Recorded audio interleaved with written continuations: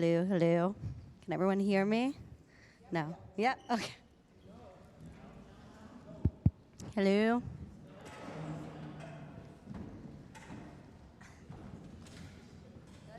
No. Oh, there we go.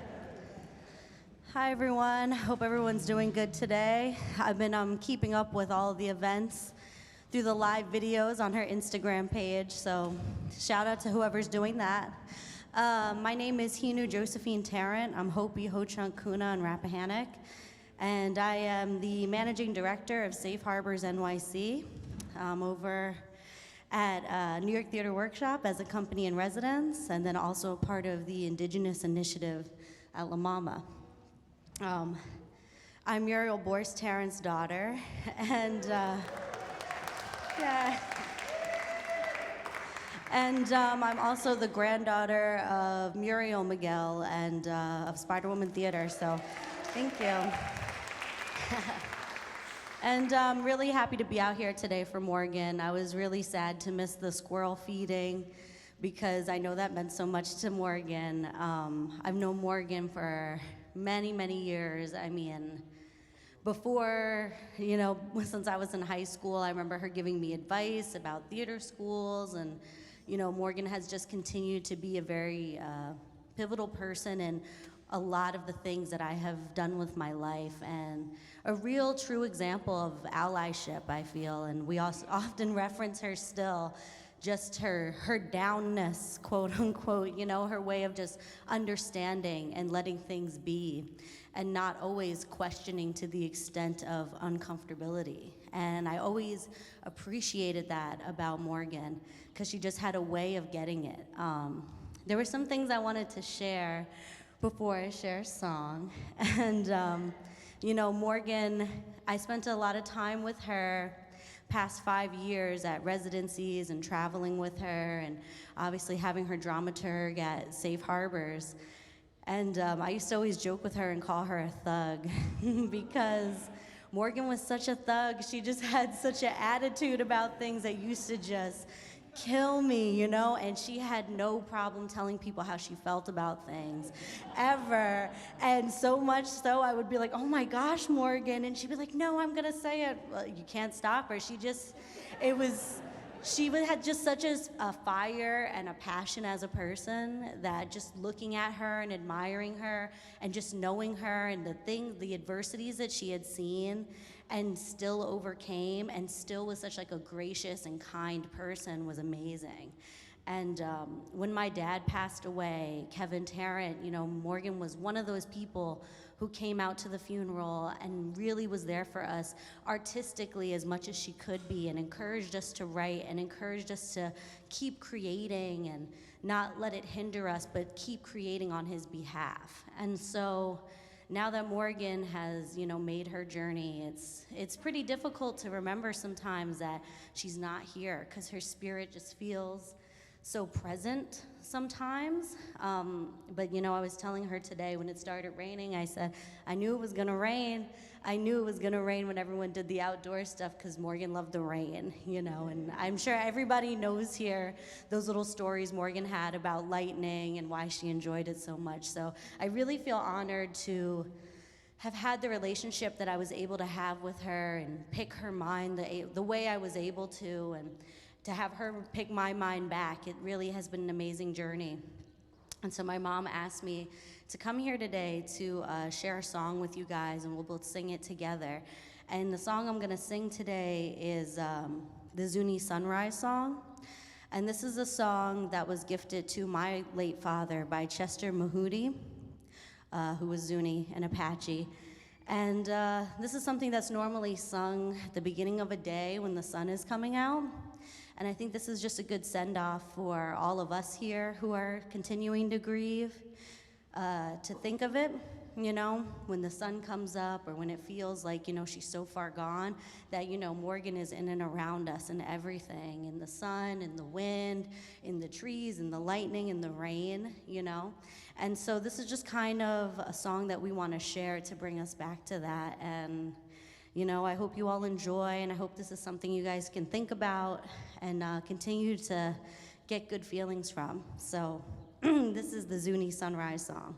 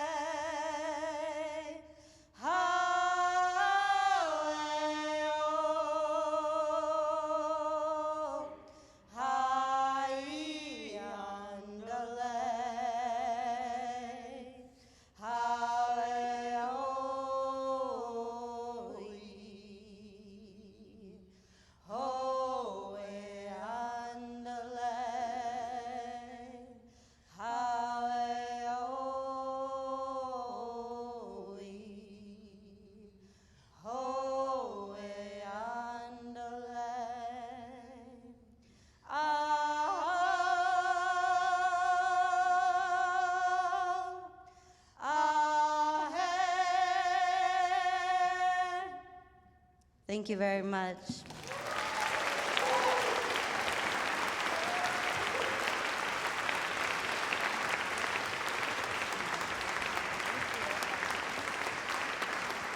Thank you, Muriel and Josephine. Another round of applause for these amazing Morgan Jenness friends. Hello, everybody. Welcome to Judson Memorial Church. My name is Micah, and I am the senior minister here at Judson. Which is still always so wild to say, but most importantly tonight, I am somebody who can say that Morgan Jenness was my Auntie M. Every time I welcome people to this space, I like to remind all of you that this is really a church, like that has senior ministers and has Sunday morning service on the very floor where you are sitting. It's not just like an art space that used to be a church, it's like a church. But it's also a church that has never known how to be a church unless we have artists and organizers and activists coming into our space to re-sacralize it,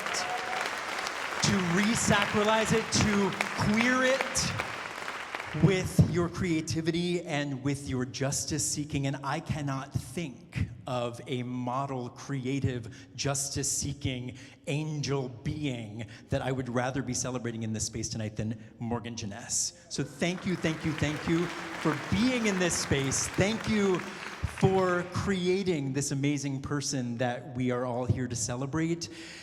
I will say that there are some people in this room who know this, but Morgan is the reason that I am here. I am not only like a prodigal child that made my way back to wanting to be a minister, but I was Morgan's assistant, administrative assistant, for nearly 10 years. I sent emails to many of you. I sent follow-up emails to many of you. And I went to Morgan in 2009 after years of assisting them, and I said, Morgan, you don't know this about me, but I think I might want to be a minister, and I need to find a church where I can figure out what that means before I go to seminary. And Morgan said to me, this is probably the worst mistake of your life. But if you are going to make that mistake, go make that mistake at Judson, because they are weird and you will fit right in. So I made my way to Judson on the wings of Morgan, and they just keep not firing me, and so I keep hanging around, and I have Morgan to thank for that. And so I get to do a lot of things here that are more spiritual, but when I worked for Morgan, I did a lot of things that were logistical. And so tonight, I'm wearing spiritual drag. I'm like a minister up here, but mostly I'm here to walk you through some logistics. So I'm channeling my way back to when I was officially assisting Morgan. And I want to tell you how this night is going to be co-created. First, before we figure out how the rest of us are going to go create, if you had a hand at all in creating even a modicum of something that happened throughout this entire day, will you rise in body or spirit or raise your hand so that we can all look at you and clap for you and thank you, thank you, thank you, thank you. This was a labor of radical love, so thank you, thank you, thank you, thank you all. We are going to participate in a practice tonight that is not commonly done in many churches like this, but we practice it here a lot, and we kind of have adopted a Quaker meeting style. So, if you have come here with a story about Morgan burning on your heart and you were like, I'm not even in the lineup, I don't know if they're going to let me speak, you get to speak. So get ready. Start thinking about those stories, because we are going to do this in Quaker meeting style. In a few minutes, I'll remind you of some of these logistics so that you still have them top of mind. But essentially, we're going to pass around mics, and you will each have 3 minutes to tell a story about Morgan. We're going to not be precious about those 3 minutes, but there is a beautiful angel. Todd, will you hold up the angel?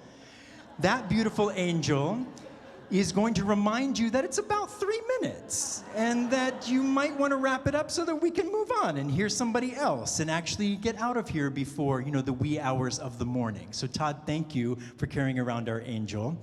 And there will also be audio clips of Morgan that will play at certain points throughout those stories. So we'll have a little breath where, as we are conjuring Morgan in the space, we also will get to hear Morgan's voice echoing throughout this room. Also, this room is a room where you really can't do anything wrong except go over 3 minutes. But you cannot do anything wrong by getting up, moving around the space, going to the back. There's bread, there are libations. take care of yourself. It is a time where we're going to sit together and nourish each other with stories, but you might need some calories coming into your body as well. Back in the kitchen, there's some stuff that you can have. Also in the back, if you're more of a writer and you don't really want to speak out loud, know that we still feel the story that you've got in here. So if you are the kind who don't really want to take the mic and tell a story, that's okay too. And you've got a place in the back where you can write down a story, a memory, some image of Morgan on butcher paper in the back of the room. Also, there's a beautiful take-home paperback book in the back that you are welcome, if you haven't already picked it up, pick one up as you are leaving. And you're also welcome to come and go as you'd like. Washington Square is our front yard here. So if you need to get up, stretch around a little bit, go outside, come back in. There will still be a chair for you. We will still want to hear stories. So, I want you to do another thing right now. There is a bunch of people physically in this room right now, but there are thousands of people who are joining us right now via HowlRound. So I want you to turn to that camera right there in our amazing tech booth and wave hello to the HowlRound folks. Hello, we feel your spirits in this room. Thank you, thank you, thank you for being here with us.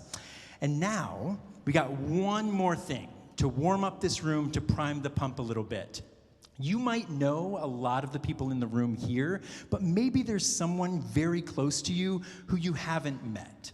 We would love to take 10 minutes right now as we continue to settle into this sacred space where you can turn to a person, preferably someone you've never met, but maybe someone you'd like to meet again, who knows, and tell them a story about Morgan. Fill this space, this echoey space, with the cacophony of Morgan's stories. We'll tell you when 10 minutes is up, and lights will come up so you can see one another.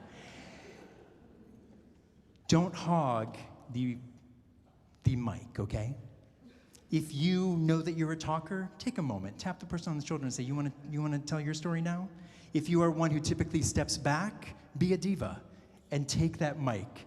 But tell stories. We will pull you back together in 10 minutes and we'll proceed with the program where you can tell stories to the entire room. But just to get those first stories out, cut through that crust by telling a story to somebody sitting right next to you. I can't wait to hear that glorious cacophony. Welcome.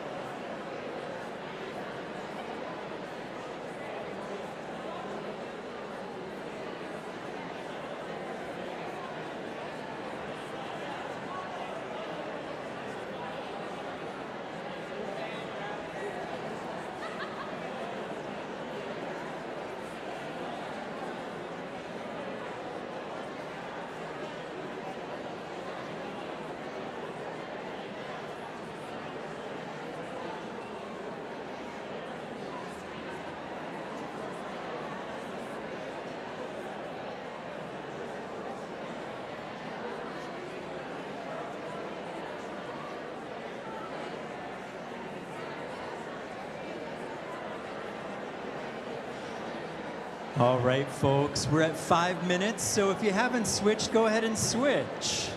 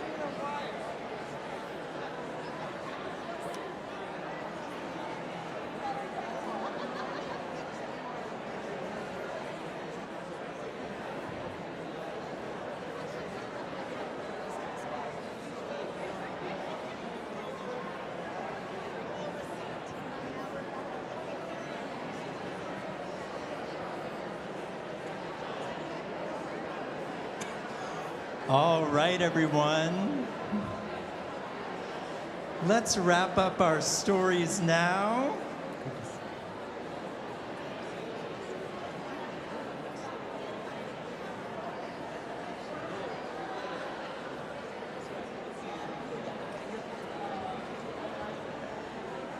All right, everyone.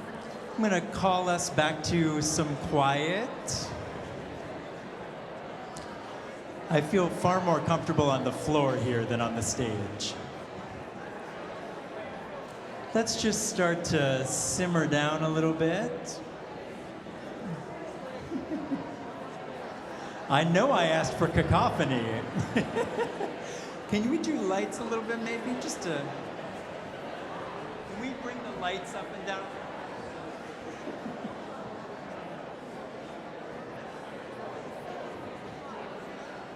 All right, all right, all right, all right. You all are really gonna wanna pipe down for this next moment. I love it, whistle away. Thank you, Angel. Thank you, thank you, thank you. All right. I know those stories were cooking, so I can't wait to hear some of them in just a few minutes. But we have a very, very, very special person among us. We have very, very, very special people all among us in this room, but this person is a blood relative of our beloved Morgan. I met her over a decade ago, maybe 15 years ago, and she has blessed our lives in many, many ways, and she's here. It is Morgan's niece, Martinique, here to read a letter from Morgan's brother, Martinique's father.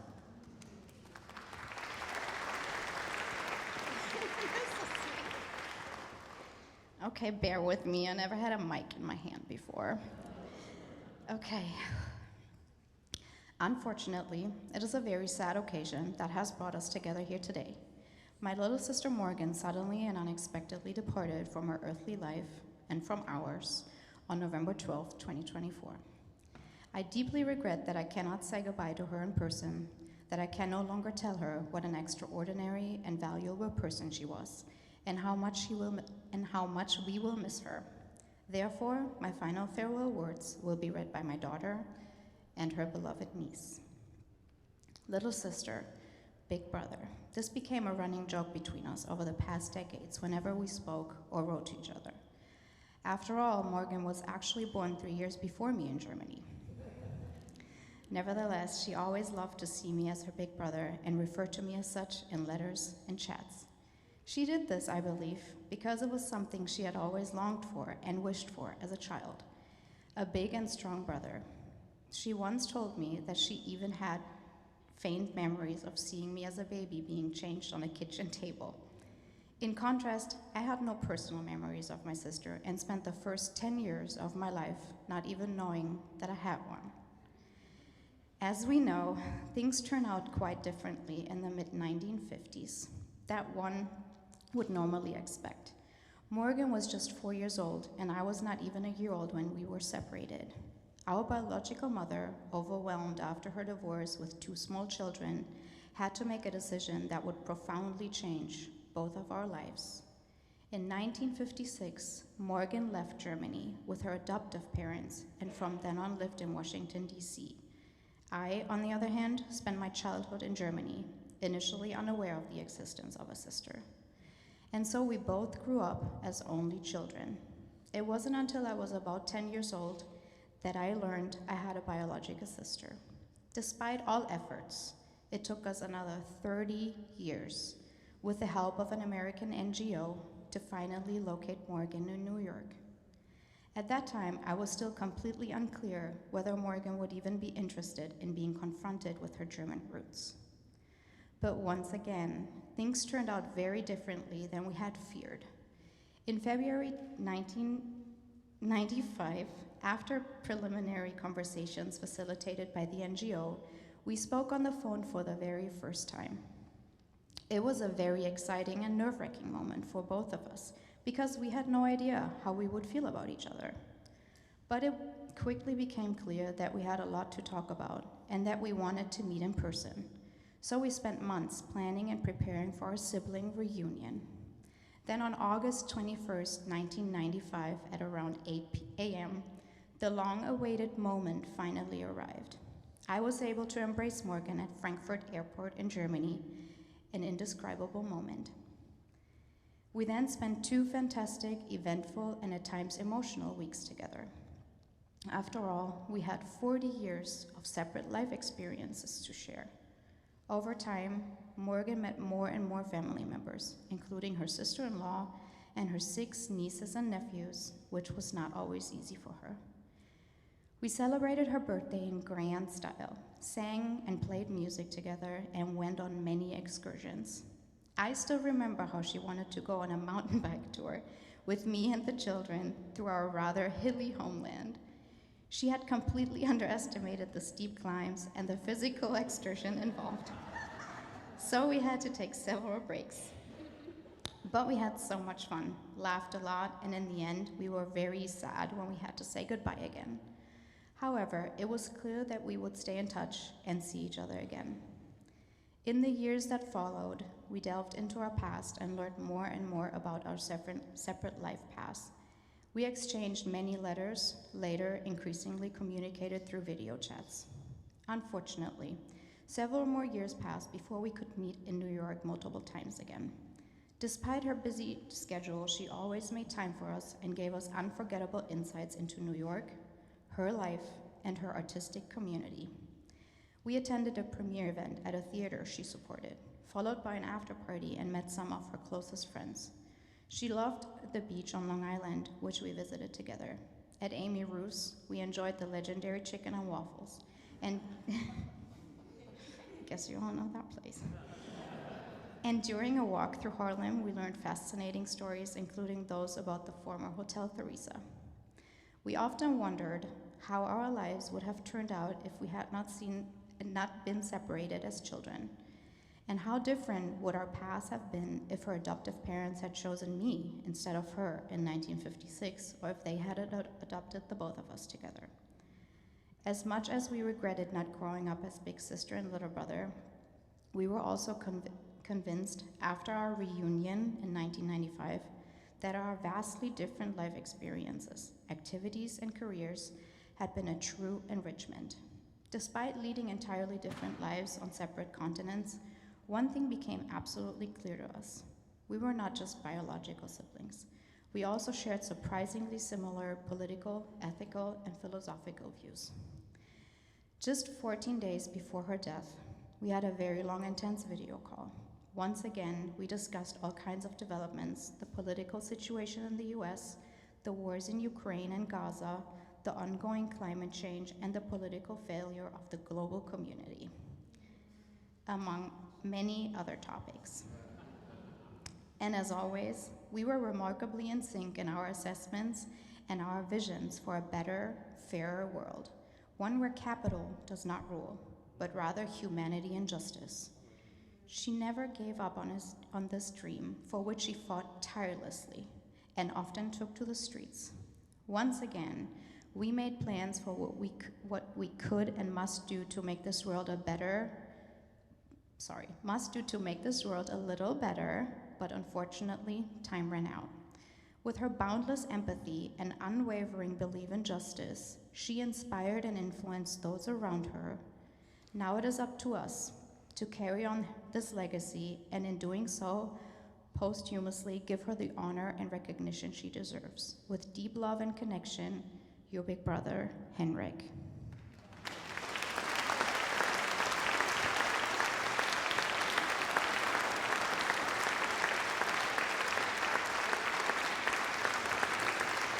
But the other line that always stays with me is Larry Kramer, who I also had the great pleasure to work with several times, in his play, The Normal Heart, where basically Ned Weeks says, and this was very much the way Larry felt, and I think in some ways it's what bonded Larry and I to each other, because I felt very similarly because of various things in my past and just the way I grew up in the world, where he says, everybody's walking around as if we're at peace, and I'm the only one who seems to know we're at war. Right? So the whole idea is that this is history. This is human history. These little windows that we have where we're all in a bubble and comfortable and feel safe and whatever, I always feel they're false. And when they happen, I don't trust them. And when something like this happens, I somewhat go, oh yes, there is the world. There it is. That's people. And now, what are we going to do about it? And how can we do things within it and about it? And how can we tango with it and maybe not always get dipped and dropped? And how do we work with the tides of history? You know, we always think that we have to have progress, we have to move forward, we have to move forward. But sometimes the greatest triumph you can have is not being completely swept away. And that's about holding ground. And holding ground, you can hold ground so much better if you hold ground in a community. And that's why the whole thing with theater, why I love being here at this point, because it really is regrounding and understanding that theater has always been, in one way or another, even the most commercial Broadway show has been about being at the center of a community.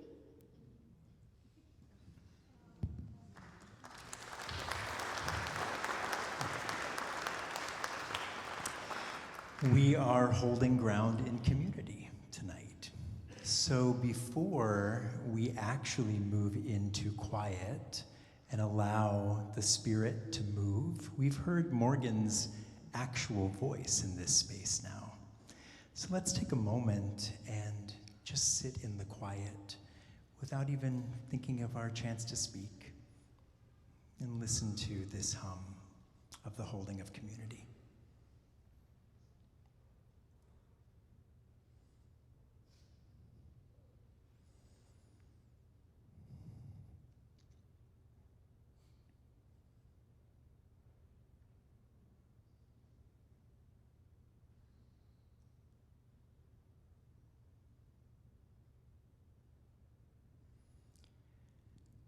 A reminder, there is an angel.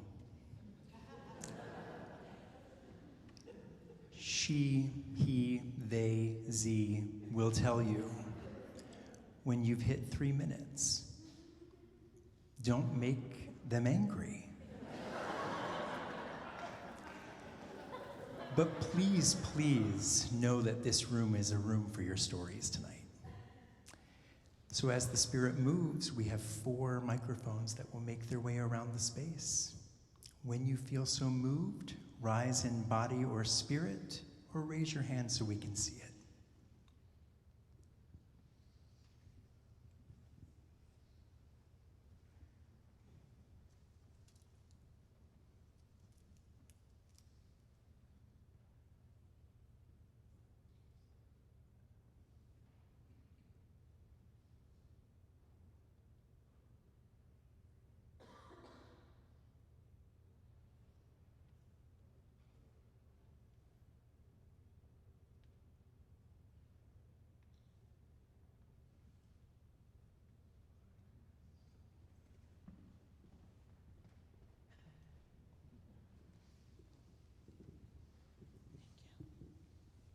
Hi, everyone.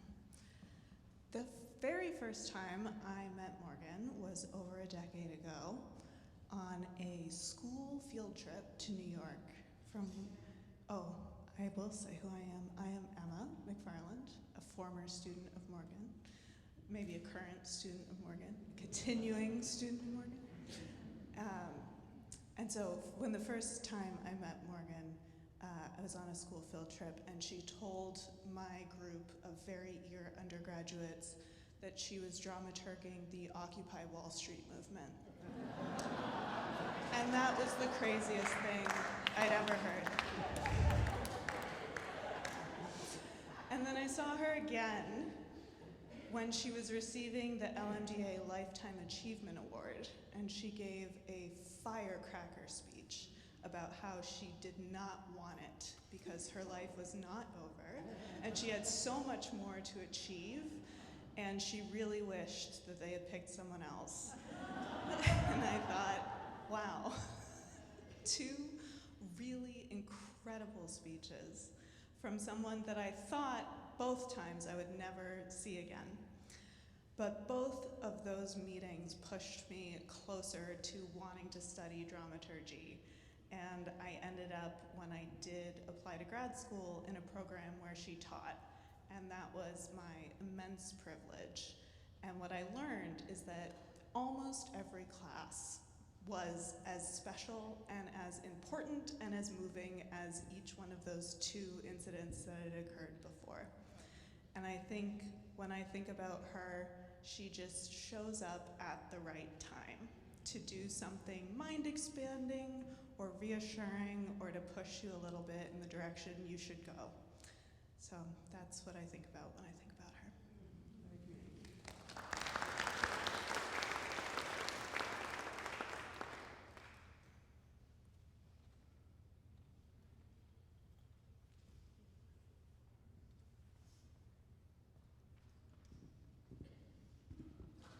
Hi, I'm Brian.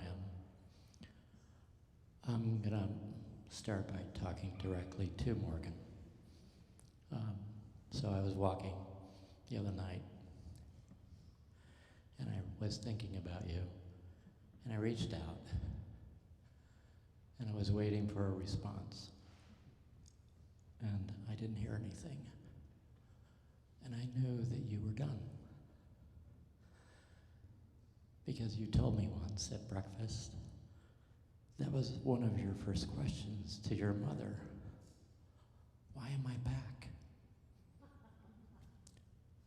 You also told me your nickname was Quark. So that meant that you were always in two places at once. I'm sitting in a room with hundreds of Morgans. You're more than two places at once. We've all brought you with us. So I hear you loud and clear. And thank you, Morgan.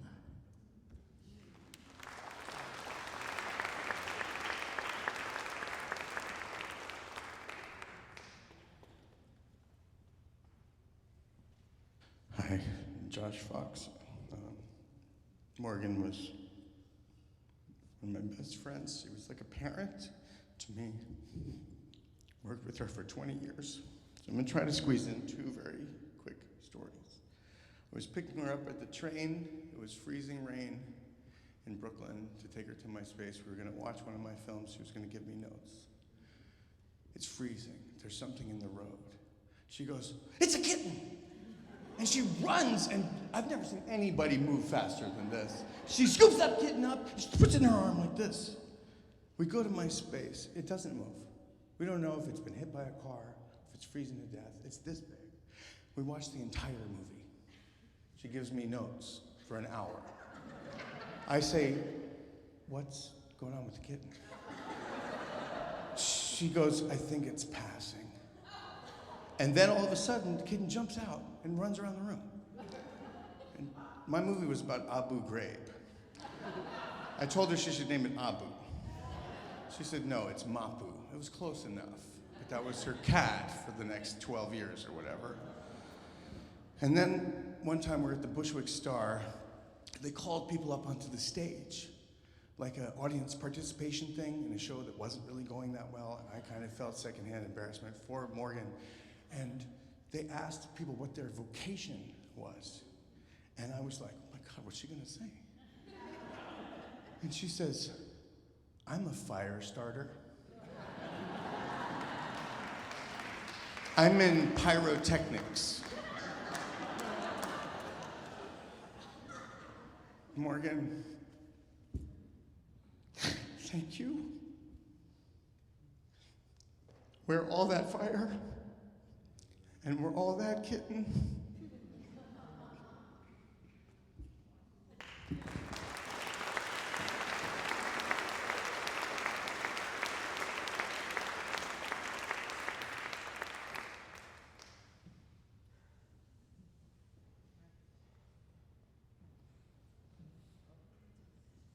I'm going to try very hard not to make the angel angry.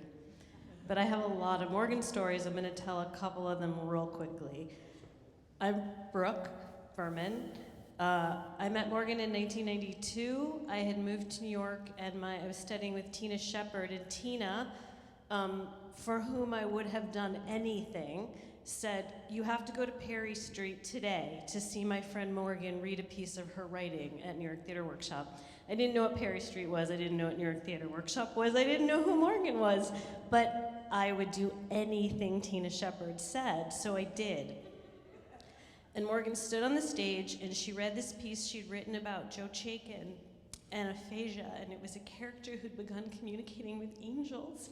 And at some point, she rolled up her sleeves, and she had writing all over her arms. And it was the most beautiful thing, and I fell in love with her. And I didn't know who she was. I wasn't a playwright yet. I just wanted to know her.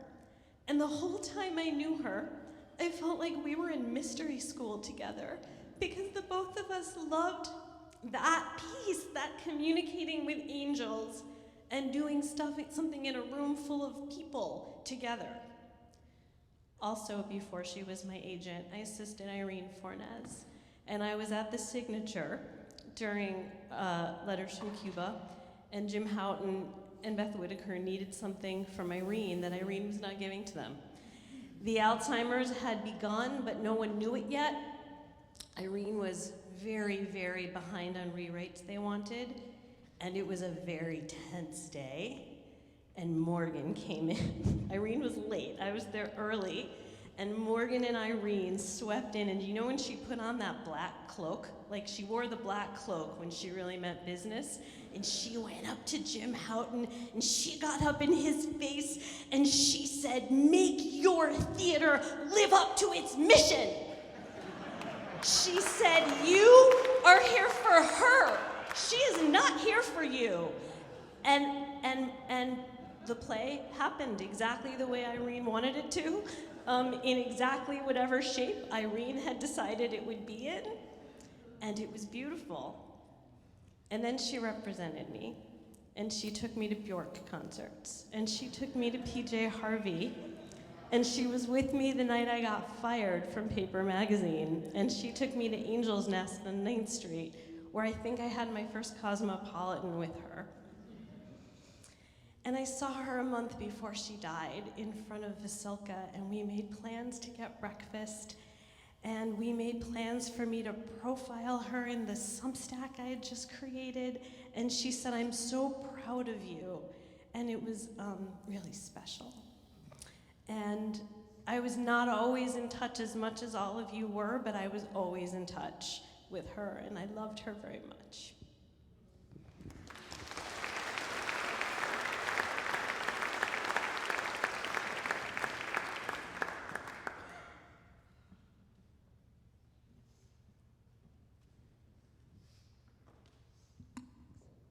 Hi, I'm Lisa Ramirez, and Morgan changed my life, period.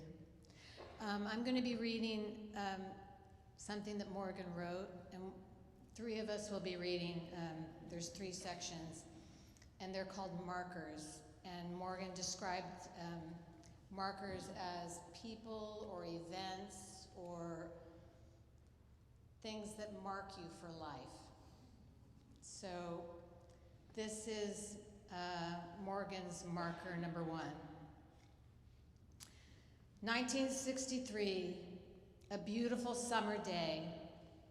The woman you believe to be your mother says, "Put on your shoes, Heidel, we're going downtown to do something important. Don't tell your father." You are at the back corner of the Lincoln Memorial reflecting pool in the shadow of the Washington Monument, crammed in tight with thousands of people. So many with skins of various dark shades. Some like your mother in late summer when her husband, the man you believe to be your father, yells at her that she is getting too much sun and looking like a bad word starting with N. Now, she seems so happy amongst people who look like her.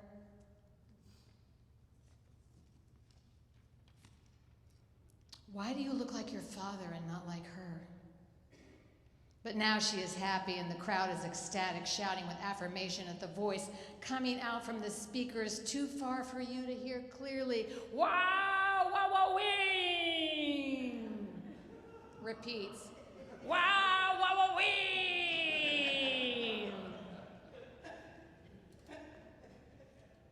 At the end of the speech, the crowd surges and you topple into the shallow pool.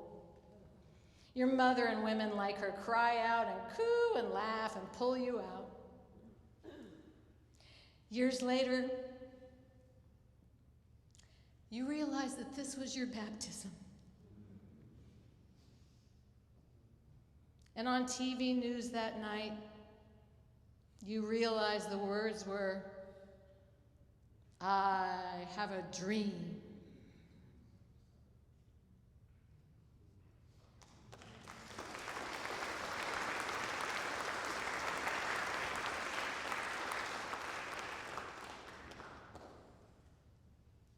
Katie?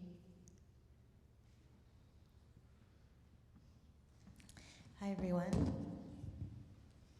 My name is Katie Pearl, and I'm going to be reading marker number 2.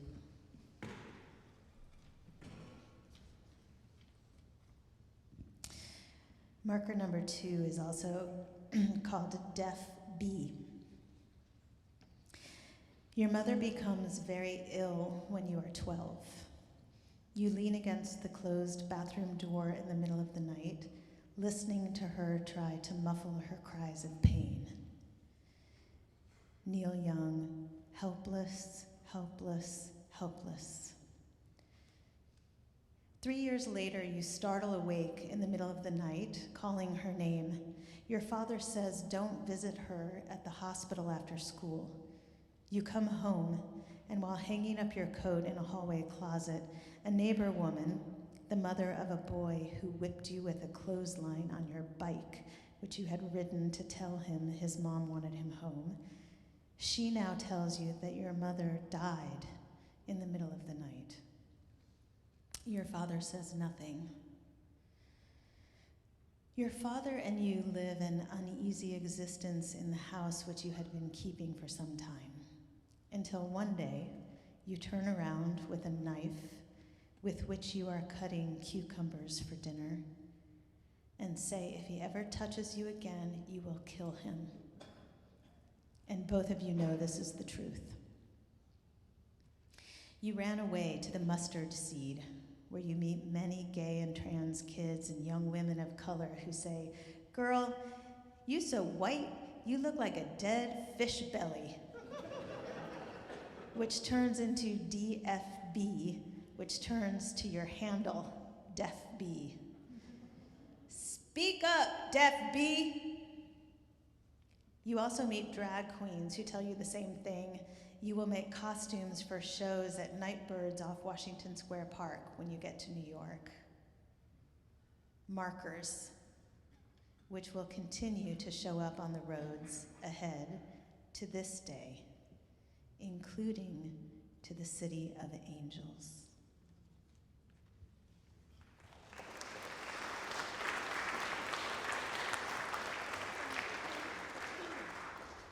Marker number 3, Claire and I will read this together.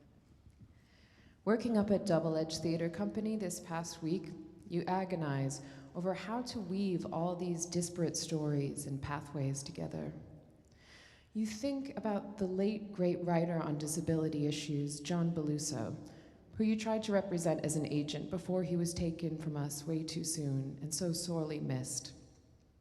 John had a beautiful quote in one of his plays about the silver threads that connect us humans all. He certainly connected many in this room. You think about the piece you just worked with, stories told around various fires, and how that tradition reaches across cultures into the dawn of time. And not just human time, but mythic time, as said in that show. You think about the magnetic force of those fires, and the ripples from stones thrown into ponds of memory that wet the feet of the listeners as if they themselves were trees ready to unleash their own pollen into the world. You wonder how many conflicting metaphors you can cram into one paragraph. One life. Claire Leibowitz, and I'm Judith Sloan, and I'm going to read the second part of marker number 3. You think of the myriad of interconnecting circles you've been blessed to be a part of, from funders to awards to development programs and networks, all the artists who have marked you, the Venn diagrams with so many sweet spots within them. You especially think of the new generations, all your students who give you hope for a continuing future. Not a passive hope, but respair. A word gone out of fashion, but well worth a return to use. A word meaning both rapid and the active snatching of hope from the jaws of despair. Perhaps the one word to be on your own final marker when that time comes. Respair. And it's on the back of your program or your booklet.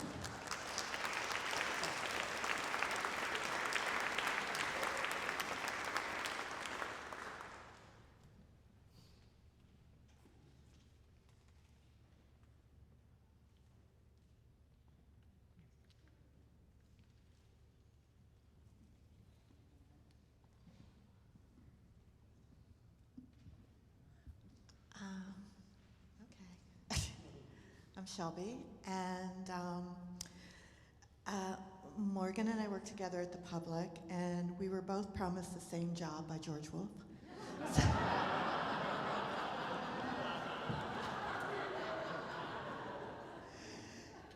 And so when we finally met and we realized that we were both promised the same job, we kind of worked out a thing,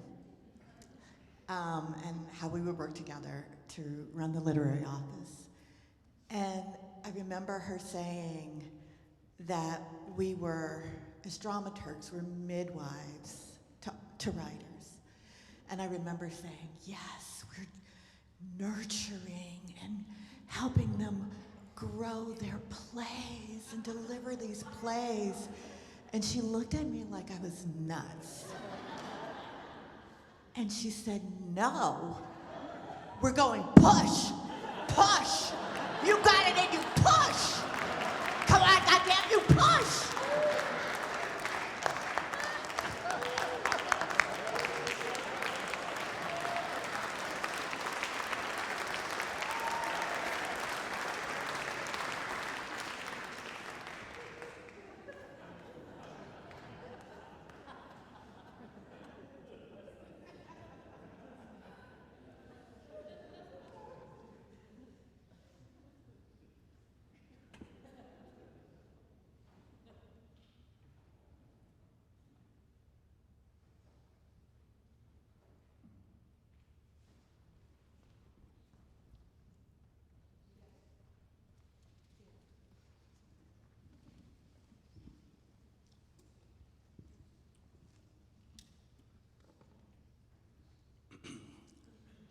Matthew. Morgan was my auntie, like for many of you. She made this up at this art center I recently took over in a small town in Maine in August. I don't want to tell a story, I just want to say the Mourner's Kaddish for Morgan. If you know it, feel free to join. I've made a couple of small changes. She told me that was okay. I have been doing this thanks, by myself with this mask on, but I don't want to do that now. Oh, last night, I invite you to put your hand on your chest and your solar plexus or what have you.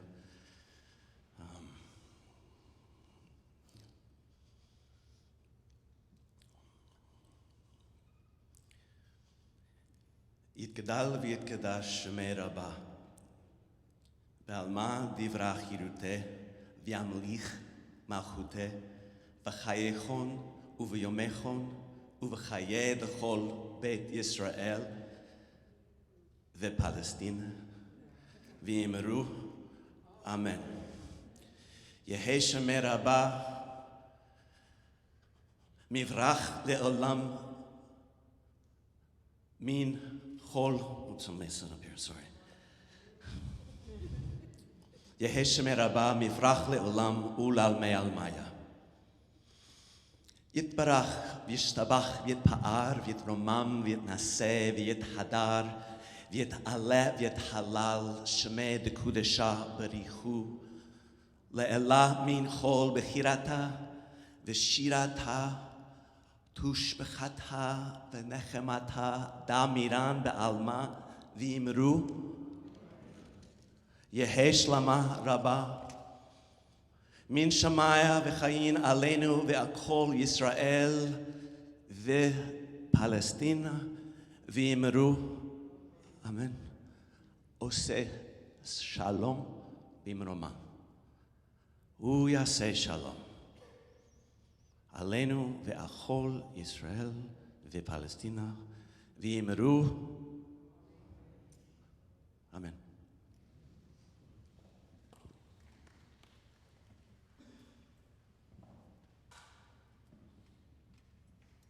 Were you here last September too?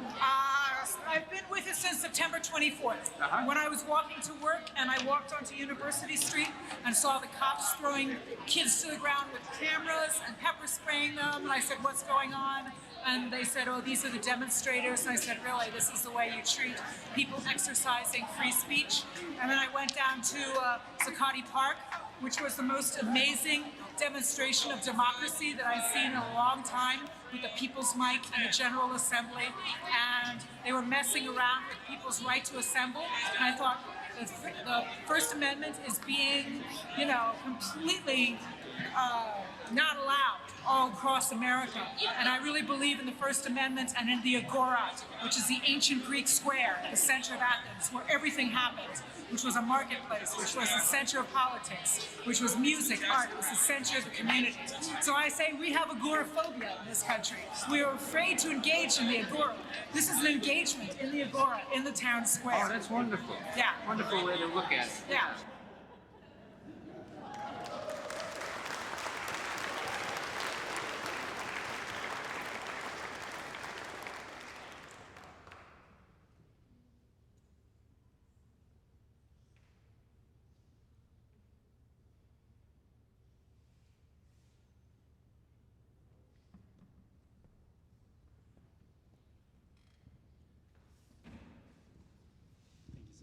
Hi, I'm Billy. I'm a musical theater writer, and Morgan was my professor at a university that was decidedly anti-musical theater. I pulled up a favorite email from her that I read from time to time, and it's her sending me a bunch of notes about an essay about Greek theater, which I'm sorry I was not really into. And at the end, it says, also, would love to sit down at some point and talk about your potential career in musical theater. Let's try to do that before end of term, which I didn't know that she knew that I was interested in. And we did, and we had this incredible several hours long conversation where she gave me so much advice that I still carry with me to this day. And I mentioned that I really want to write musicals about bad people. She said, you can absolutely do that. And the thing that you have to do in everything that you write and everything that you do in life is to search for the nougaty center. You could sort of see that little glint in her eye, that little smirk when she came up with something really smart. I don't know if she said that to anybody else, but the nougaty center is something that I think about and hear in her voice every time I'm writing anything, is finding that nougaty center. So I'm really grateful for that and for her sort of finding me at a moment and in a place where I really needed to be found. Yeah.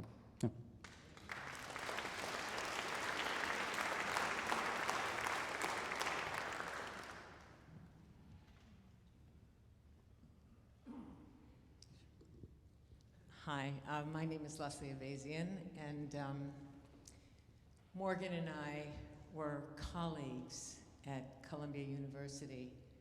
We taught together, and I want to say something about Morgan as a teacher and what I got to witness.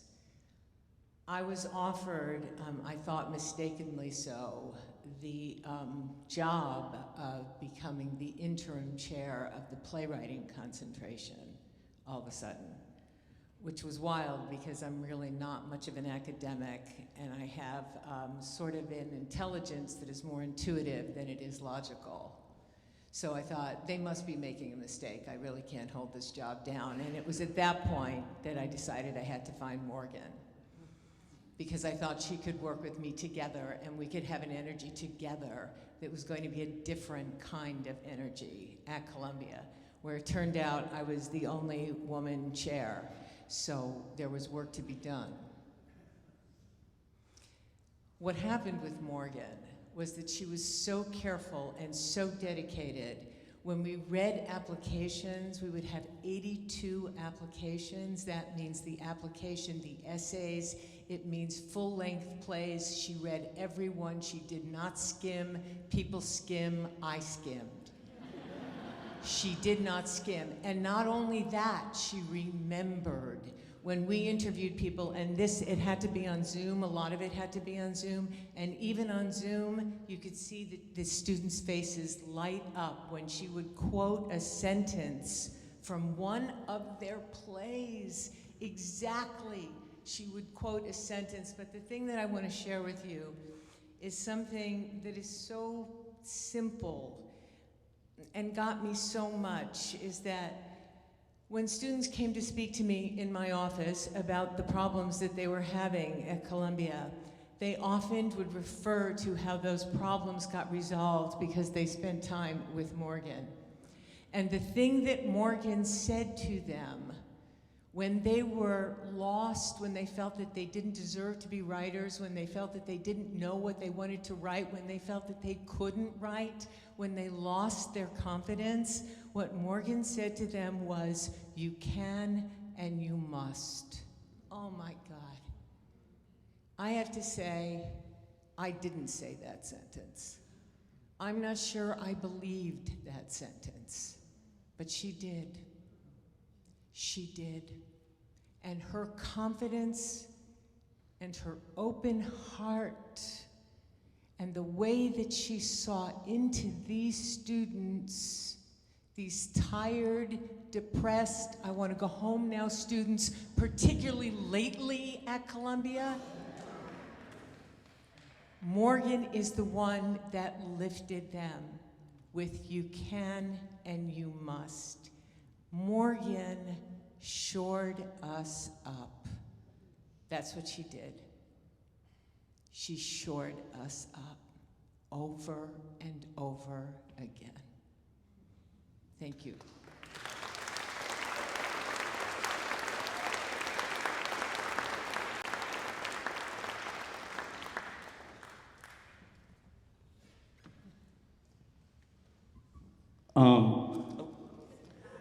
Apropos, I heard the phrase "City of Angels" read a few moments ago, and working off Leslie, this is about another Morgan student relationship. These are two messages that I've been asked to read, so they're not from me directly.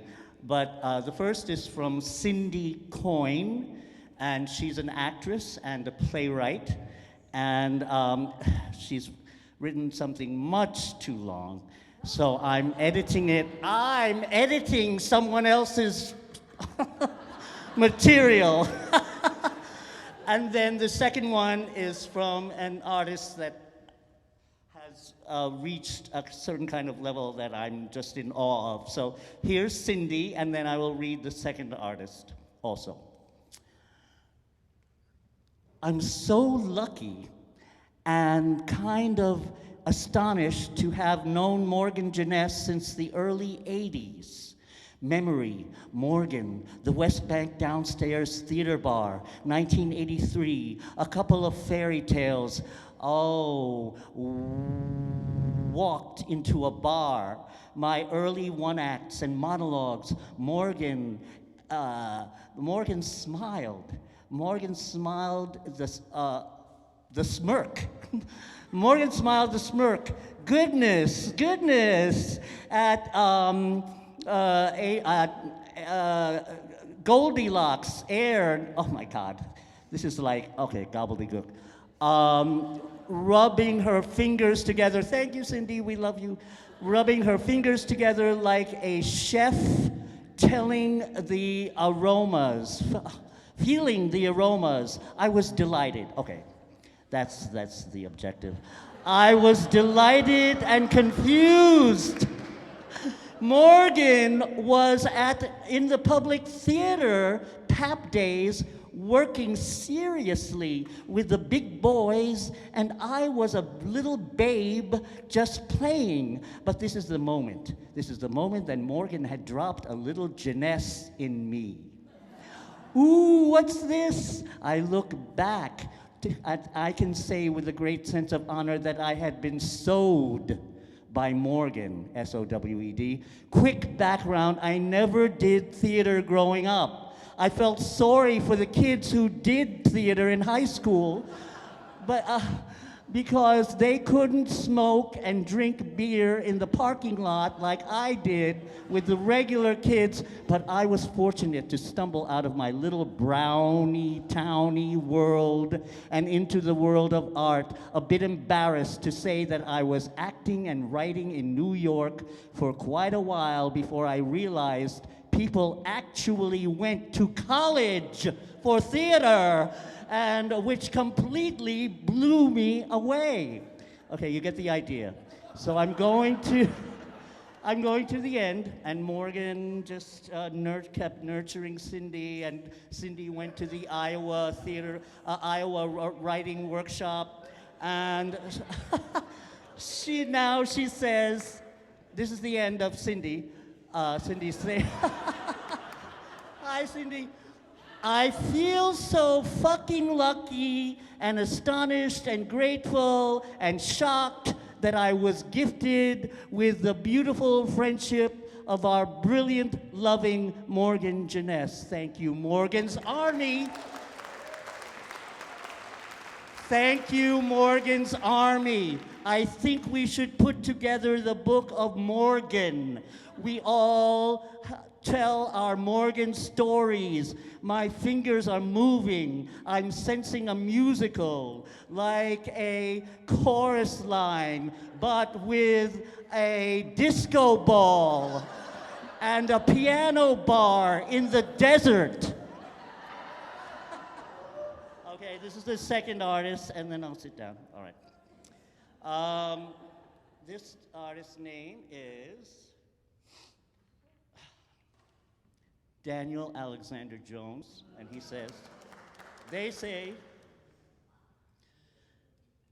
Morgan,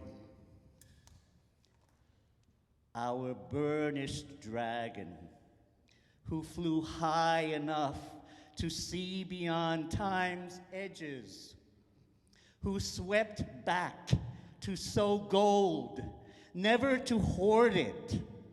Morgan, who knew what we face.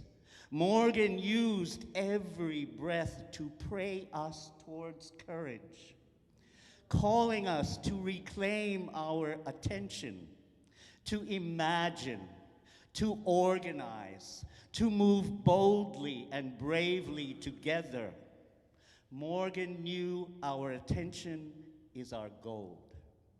Morgan, our now ancestral dragon, may we be her fire. Daniel Alexander.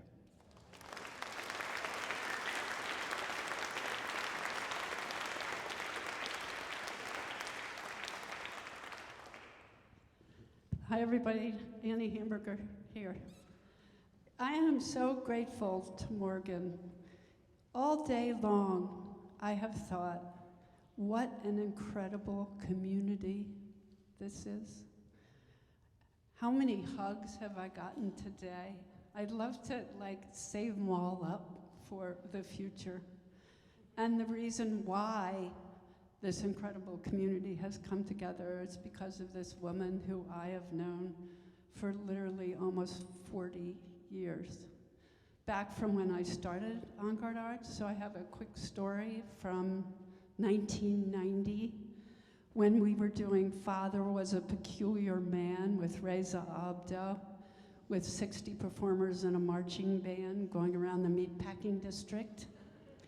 And it was a tech run-through, and it was raining, and Reza's script was about 400 pages. And the run-through took 5.5 hours. And Morgan was there, and I walked up to Reza, and I said, Reza, we cannot preview this show tomorrow. And Reza started beating his hands against his head and said, you're ruining my show, you're ruining my show, we'll never recover. And Morgan looked at him and she said, shut the fuck up and trust her.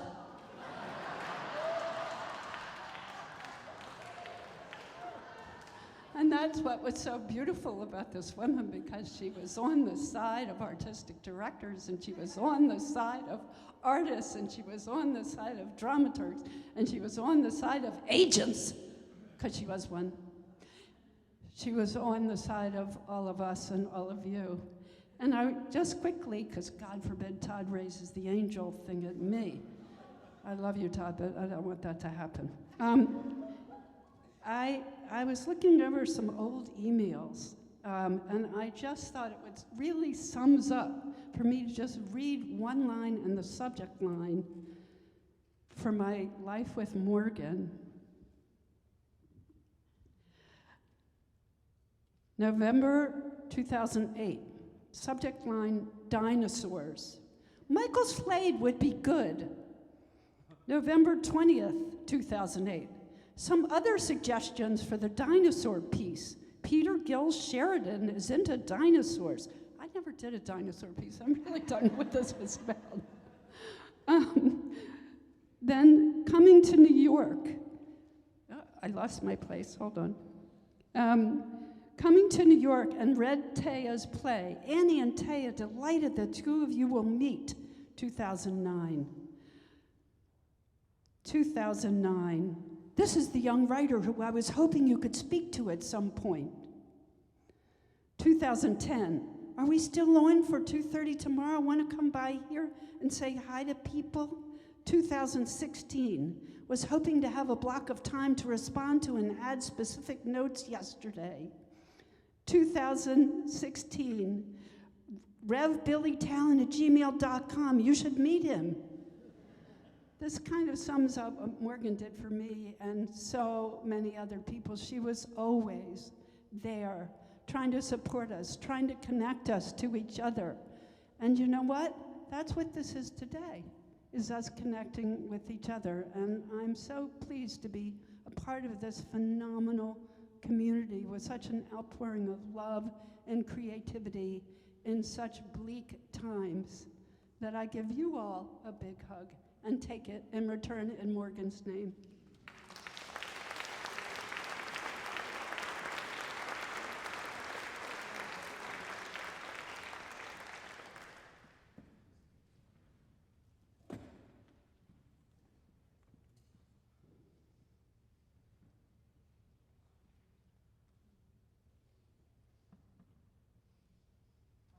I wasn't going to say anything, but after listening to a lot of the students and Leslie and other people that have worked with Morgan in the educational sphere, today there were a lot of students out in Washington Square Park talking about Morgan, but before it started, a couple of people came up to me and said, I can't have my face anywhere. So here are some things that other students wrote so you can have other people read it. And I wanted to just mention something about protection, that it's something I learned from her. I'm sorry if my voice is shaky, but she once said to me when I was in a terrible place and performing, she said, just be careful because it's very dangerous to walk around in a world full of sharks while you're bleeding. And I'll never forget that line. But one of the ways we connected is I do work with a lot of immigrants and refugees and teenagers and young people, and I'm hiding it, although I guess this is not hell around. But when these people came up to me today and said, I can't speak, I can't have my face, and I gave the monologues or the testimonies to a group of acting students that happened to be there, and I said, here's a good thing for you to read. And it taught me about what we're all in right now, and some people have more sense of feeling okay about speaking out, and some people don't. And one of the things I was working with on Morgan right before she died, and it was the one thing she actually never said, oh, you have to change this, was a song about a DACA recipient. And I'm going to teach you the chorus. And because we're in a room together, and it's a church, and even though I'm Jewish, I love a church. So I'd like you to sing it, and this is the chorus. I don't know what's coming next. I don't know what's coming next. Third time, I don't know what's coming next. What's coming next? Can you do that one more time?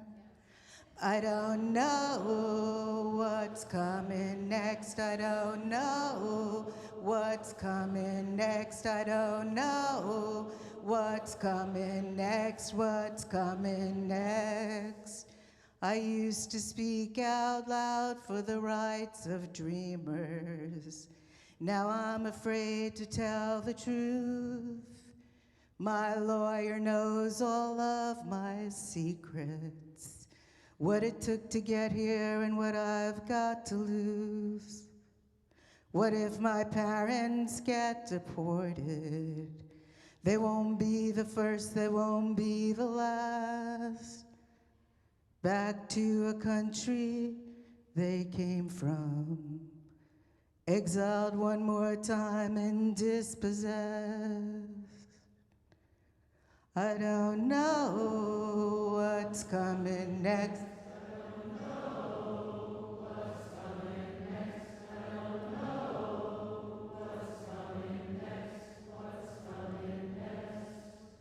What if I'm the one who gets deported?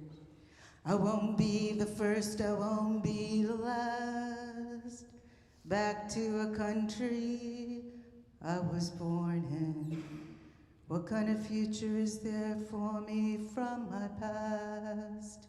I don't know. What's coming next? I don't know. What's coming next? I don't know. What's coming next? What's coming next? One more time.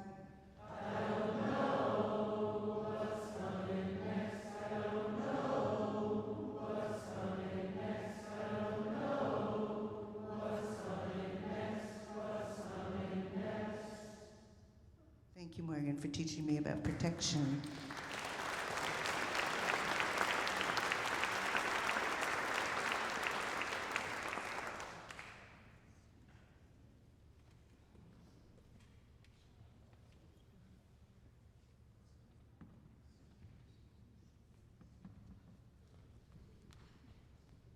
Hi, I'm Jackie Rudin, and I just want to testify that light is absolutely out of control. Can that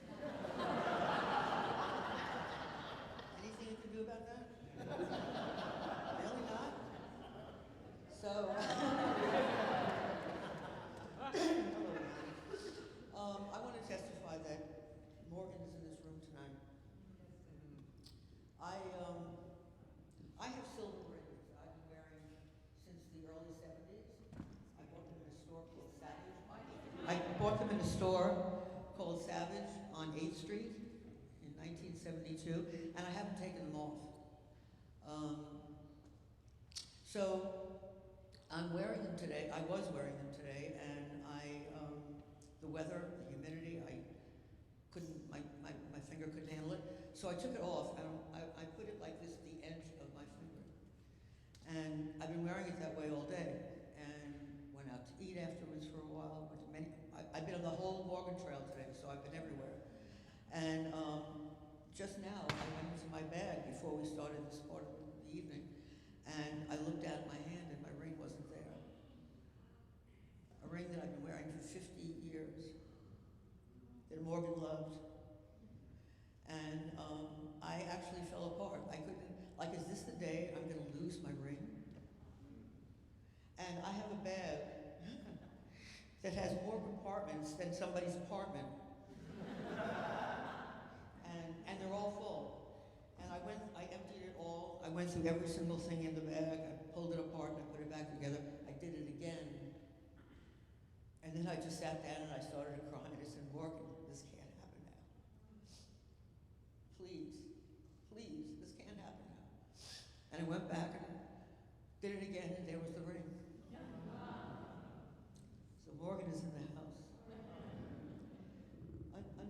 Morgan did for me about 15, I don't know how many years ago now, you would know, Melanie. I was in a financial ditch, and I didn't know how I was going to get out of it. And I was crying to Morgan one night, and she said, "That's ridiculous. You have a community. You've been in this part of town for a long time, and everybody knows you, and everybody loves you, and they all care about you, and they'll help." And she put together a GoFundMe that Melanie edited, and together they raised like $40,000, a lot of money, and saved my life. So Morgan comes through every time.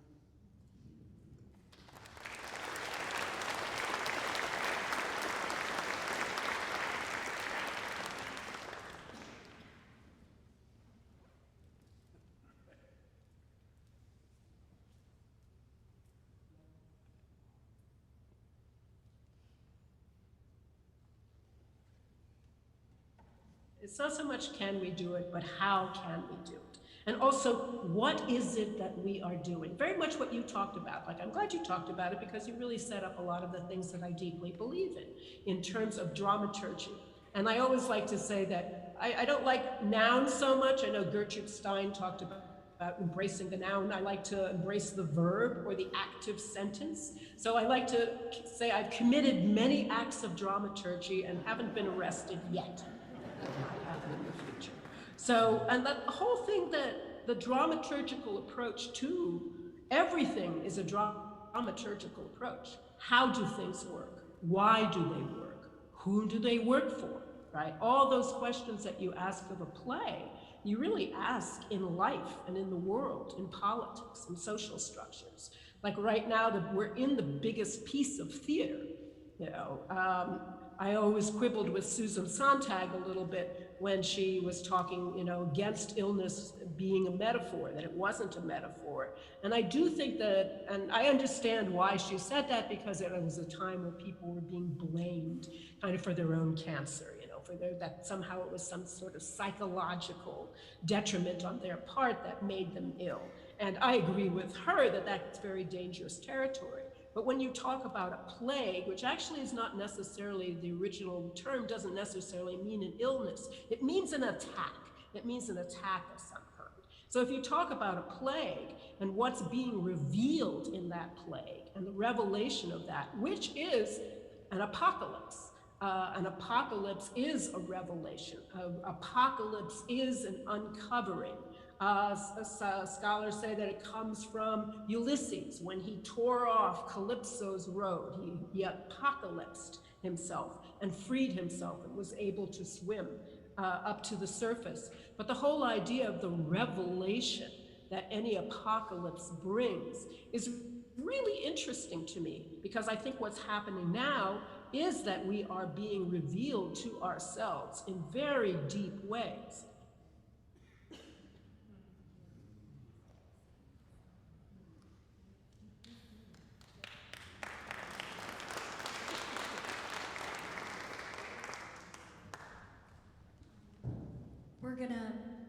The folks were gonna get the little jars of things, go get those.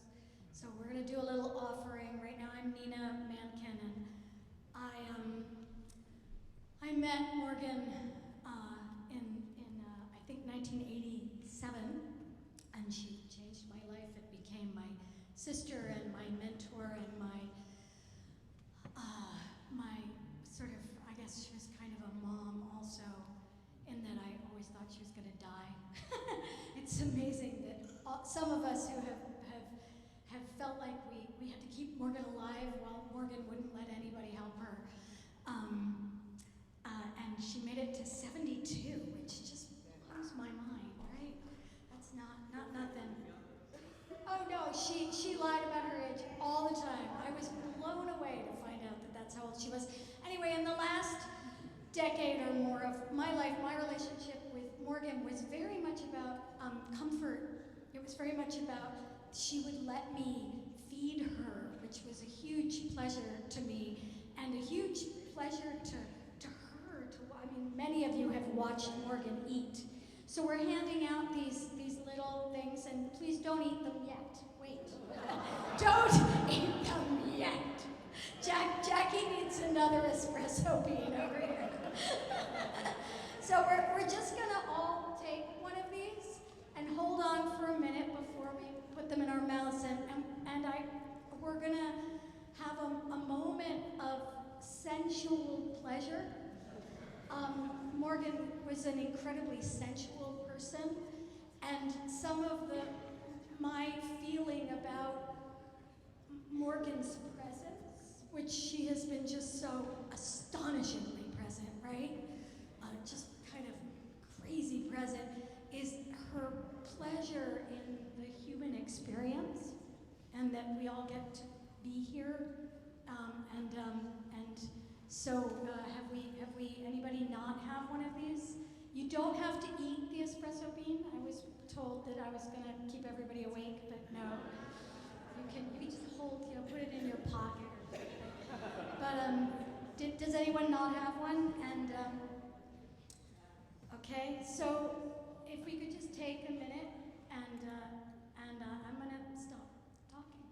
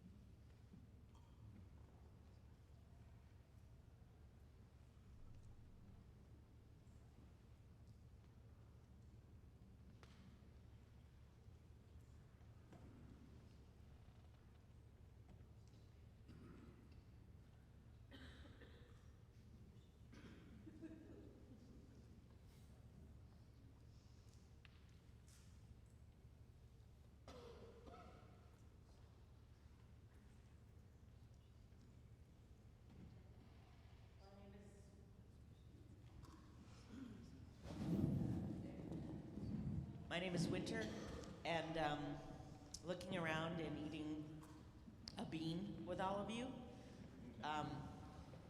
this is the best cult I have ever been in.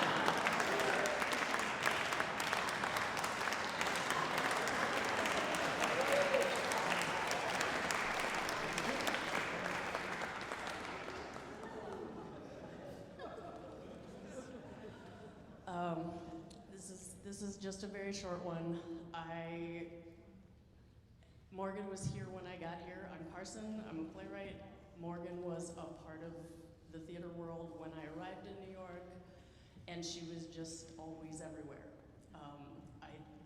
She never was my agent, she never was my dramaturg, we didn't get to work on a project, but she was so a part of my entire life. And I think I made a plan to see Morgan once, possibly twice, in 20 years, but I saw her thousands of times. And I am sad for all of us that we won't get to run into her everywhere. But we're in a church, and other people have said things like this, and I agree that she is with us, and she will always be everywhere.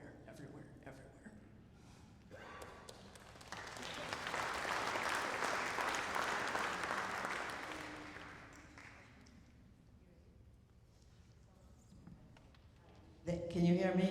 Yeah, okay.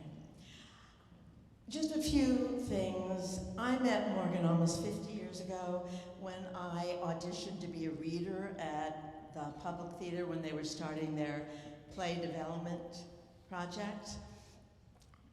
My first image of Morgan was, she was so smart but so kind about it, and she was also slightly askew. And at that point, I mean, I'm looking at this evolution of Morgan that was sort of a glam version of Morgan, but when I first saw her, one of our first interactions was I said, "Excuse me, we don't know each other, and this might be inappropriate, but do you mind?" Because her bra strap was down here. And I just said, "Excuse me, can I just lift this up a little?" She said, "Oh, I wasn't aware of that at all, thank you." She was a great encourager of me. She never made me feel guilty.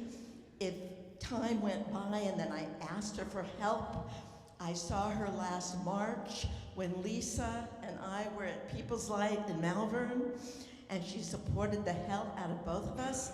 And then I had a meeting with her at Community Food to get dramaturgical notes, which I scrawled and then called her and said, "I can't read anything. Do you remember what you said?" And she gave them to me all. And one of the things I was obsessed with in this piece was the accident of all of us.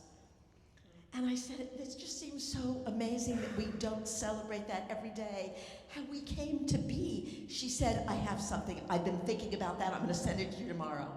And she sent me this huge scientific inquiry about eggs and sperm and a million different ways of how we could come together and how we're a miracle. And I think that the hardest thing for humans is to dare to love each other, because it is so excruciating when we lose somebody that we've let in. But as a friend of mine said, would you rather have a broken heart or an unused one?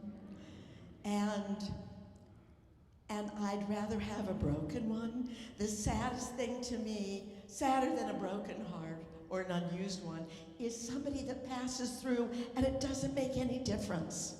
And Morgan made a difference to every single person here forever. And that's a kind of immortality that I'll always be grateful for.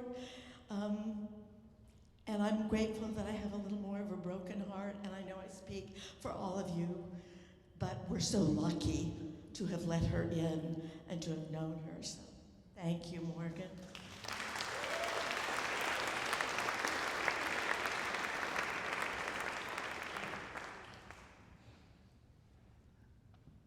I'm a student of Morgan Jenness, and also happen to be a student of Daniel Alexander Jones. I don't have a face. I don't have a face, and I don't have a name.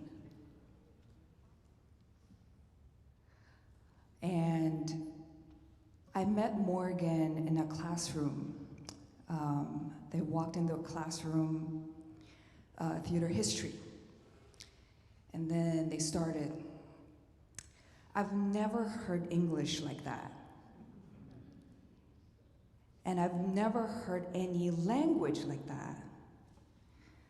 And what I later on through the semesters learned was that they were not teaching me the text. They were sharing a part of her life. They were delivering her life force to us as students. I came here because the part of the contract of getting a higher education here was for something to go into like finance, business, and then I walked out of their classroom and I was like, fuck that. So I think my parents would really like to meet Morgan.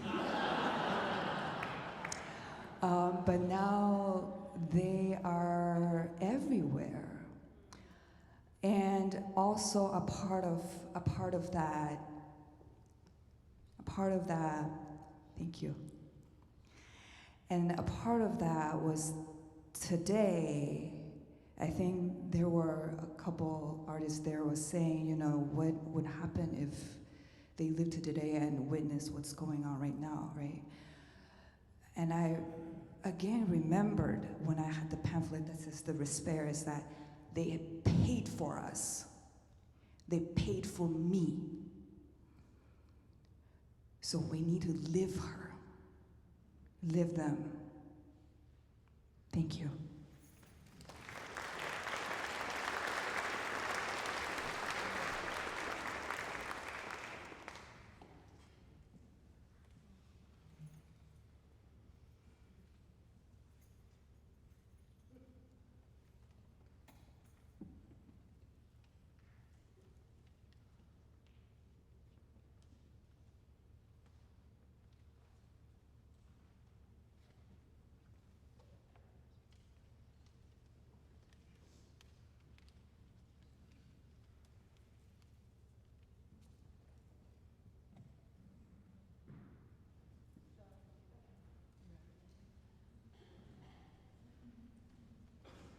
Hi. I wasn't here. I was here during the late 60s into the 70s, and then I was gone all through the 80s and the 90s and other places in the world. So I never really got a chance to be part of the wave that was happening during the 80s and the 90s here. But I come from a long tradition of the Friends Society and meetings, and I once got censored for speaking up too much at a meeting down on Stuyvesant Park, down on 16th Street in the meeting house. But what I noticed so wonderful here is I didn't know Morgan at all. I only know her from what I've heard from other people and worked with other people who've worked with her. But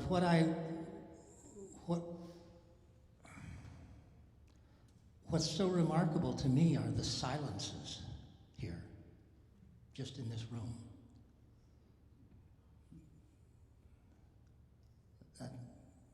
They're so full, and that's a tribute to this person.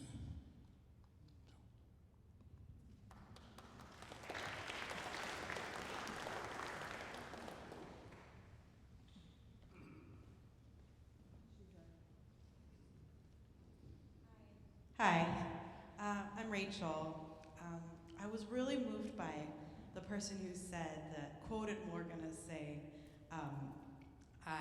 that Morgan said that she was dramaturging Occupy Wall Street, and it made me want to pay tribute as a person who was a recipient of that to more of what that experience was like and the service that Morgan did for the Occupy movement. And the first thing that comes to mind is that Morgan, any time I remember being at a march, Morgan was already there, already helping unload the Lady Liberty puppet. And she was there longer than I was, and there was a photo of her sitting on the stoop with the rolled up puppet, and she always waited for the car to come and bring it back to the studio and lugged it. And it took me a long time to learn and then cognate what an incredible storied career she had, because she was just someone who appeared to have so much free time to do the menial labor of the movement. And it's very moving that she was that committed to Occupy Wall Street. And I'm a visual artist, and the piece that I had made that people knew in the Occupy movement, Morgan loved so much, and she was so clear with me about how important it was that I made visual art for the movement. And she would bring people copies for years after Occupy was definitely over.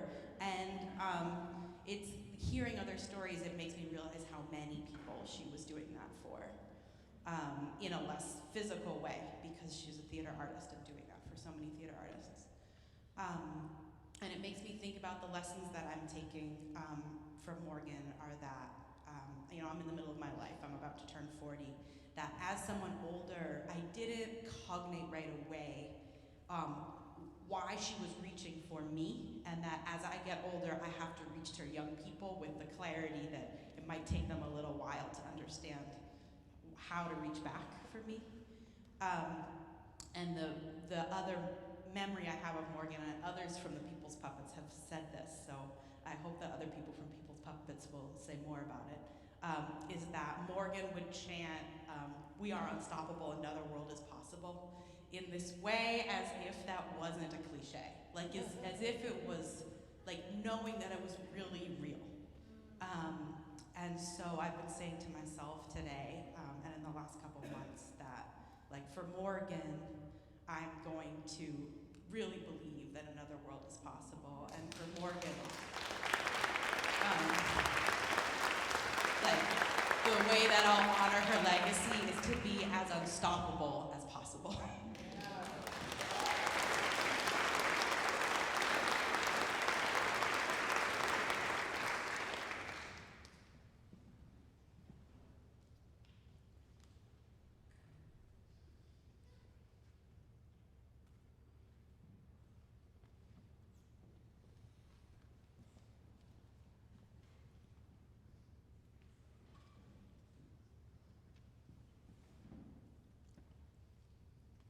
with many reasons, I had a Zoom meeting with Morgan 5 months before her death.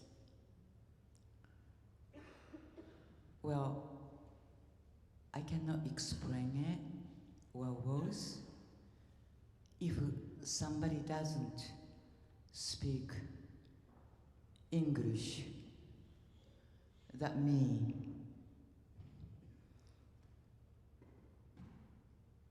but we did talk. Somebody doesn't speak your English. Your language is incredible. Thanks. But I don't speak your languages. Well, I communicated with her, but probably she didn't know what I was saying.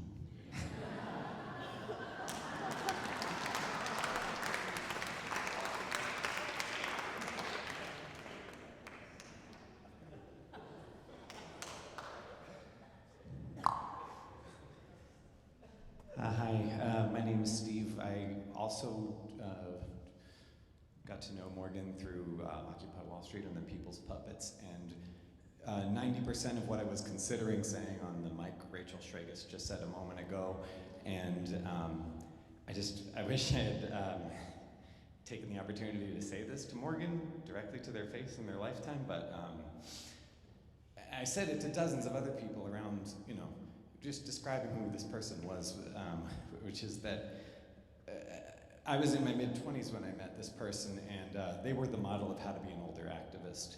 I didn't know that Morgan was such a giant in the world of theater and education because they didn't let us know. They didn't really make a big deal of it. We were talking about Gasline one day, and she's like, oh yeah, I worked with Josh on that. We're like, wait, what? Anyway, the point is that some older activists come with an energy of, I've done this before, I know better than you, I know what you're doing. Morgan came with an energy of, I don't know, what do you think? Like, genuinely asking 21-year-olds, what do you think? Not to be patronizing, not to just show respect, because she really cared what they thought and valued their opinions as just as good as their own. And yeah, so knowing Morgan from that angle, yeah, I'm very humbled to have been Morgan's friend. And yeah, if we could all just try to hang on to that and how to be a better person, because I couldn't think of a better example of someone I want to grow up to be like. So, thank you.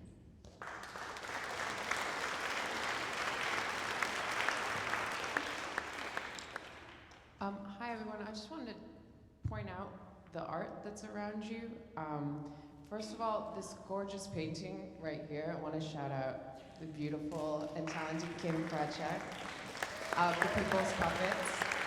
And these butterflies are made of manila folders, and it was Morgan's obsession in the puppet studio that we would find garbage and turn it into puppets, but there were manila folders, and she was just obsessed with this idea of making tiny puppets, and people would have their own puppet, and people would go to actions and they get to walk around with a puppet themselves. It was amazing. So we called her Manila Morgan, and you saw in the pictures, she would have bees and she would have butterflies. So before you leave, we want you to have your own butterfly from Manila Morgan. So you could just grab these and pull them down. And the flags here, this was a collective art project, and we had 2 art builds and everybody pitched in doing it. And so the flags here are productions that Morgan worked on by decades. And we had a living document that people added to. I think there were like 150 flags or something, is that right?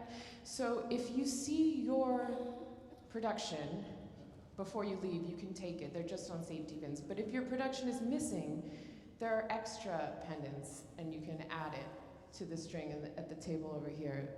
So I just wanted to direct your attention to, because everything around us is in service of Morgan and has Morgan's spirit in it, but it's also your own work, and she was just such a fanner of embers, and we just wanted to represent that. So I just wanted to point out what's around you.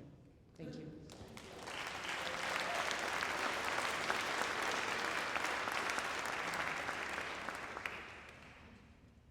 We really have to be prepared.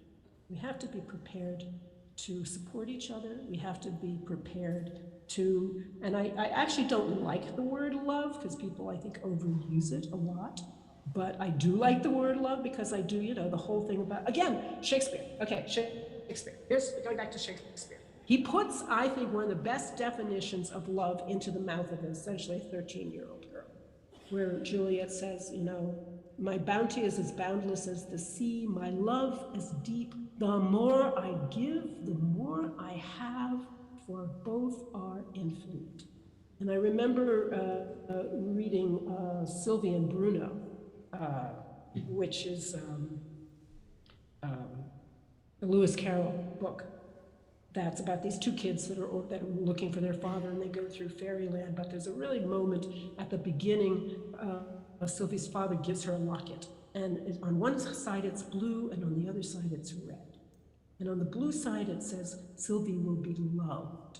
And on the red side it says, Sylvie will love. And she has to make a choice. Well, there's two lockets, actually. There's two lockets. Sorry, I just messed it up. There's two lockets, and she has to make a choice between them. And I remember reading it as a kid going, well, I really like the color blue, but I love that idea of the red that she will love. Somehow that felt more important to me, right? That being loved is like, but loving is like, Julia, ooh, loving, right? So she chooses the red one. And then when she finds her father or whatever, she says, look at your locket. And she looks at the locket, it's blue. She said, wait, I have the wrong one. And she turns it over, and she has both lockets. And I always was so impressed as a little girl by that philosophy and that core, again, that core idea, that center of gravity. And I think we have to find that in ourselves and what that means, that to care. And love is attention. Like, love is your willingness to give attention, unequivocal attention to something, whether it's your work, whether it's a person, your favorite anything. Your attention, it is a gravitational pull for your attention.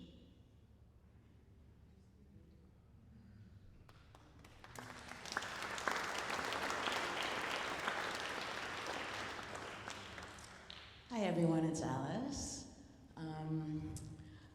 I just want to talk about how fun Morgan was. I mean, there's something about, I'm a playwright, she helped me live the play world, so had Zanku chicken in the play. Let's go eat Zanku chicken. I just noticed we'd be eating, and she would eat every piece of gristle, meat, nutrition, suck the marrow out of the bone, what have you. It was incredible, no waste whatsoever. And then there would be karaoke in a play, and it's like, let's go sing karaoke. So we spent so many hours at Village Karaoke on 5th Street. It was like $5 an hour between 2 and 5 p.m., so we would go, and she would, sing her songs, Oh Danny Boy, and Sarah McLachlan, Angel. She loved singing that song. And it was so beautiful to see her go from when we were just kind of karaoke friends. I mean, that was one part. But then she really took singing seriously, and she really, because of her lungs, I mean, the lungs are what gave out, but she was strengthening her lungs through singing, and it was incredible the days that she had the energy to really just project and just really sing from her inner gut. It was so beautiful to see that strength, and particularly because we know, I mean, from so many testimonies, we know how much she gave to everyone else, but towards the end there, it was like, who gives to the giver? And so it was just so beautiful to be able to watch that. There was one moment in the subway, this is about her, that weird, expansive, radical hope that she has, and the way that she can just expand us further than we knew we could. And we were just waiting for the subway, and she's like, and this is during Trump 1, she goes, I'm praying for his misery to lift. And that makes so much sense. I mean, such a miserable man causes so much misery for other people. And yes, that is the crux of it. I mean, I always wonder, like, if anyone wants to write a play called Donald Turngood, you know, that's a dramaturgical challenge. Yeah, everybody, go ahead, take it. But I mean, I think about that and I'm like, yeah, I mean, that's the challenge now. Morgan, what would that be?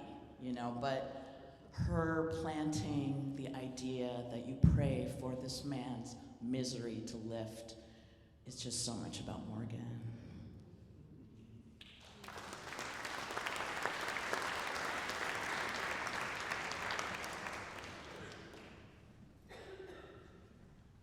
I just want to build on what Alice said to say during Trump 1.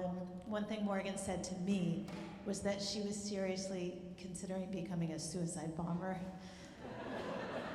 So, to end his life, yeah. So there were two sides always.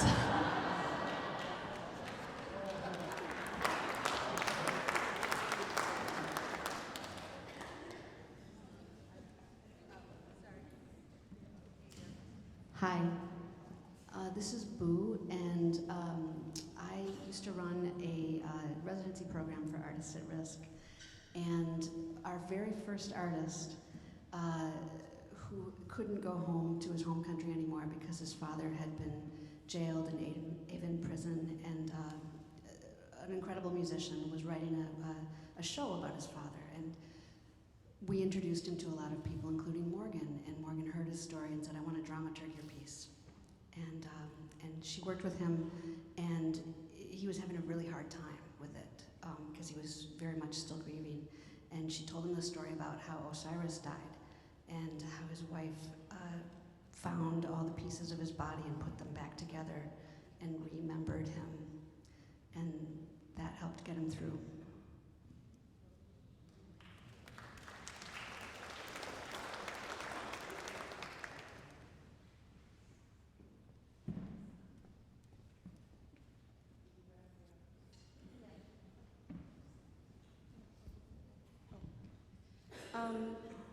My name is Marissa. I was one of Morgan's students at Columbia, so I took her adaptation class.